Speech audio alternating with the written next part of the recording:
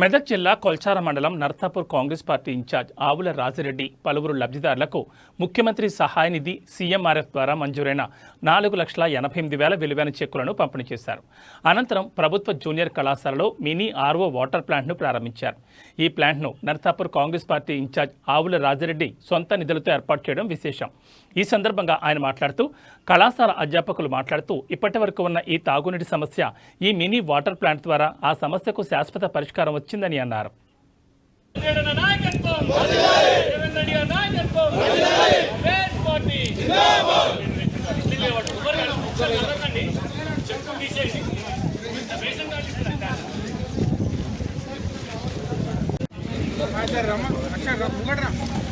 జై కాంగ్రెస్ జై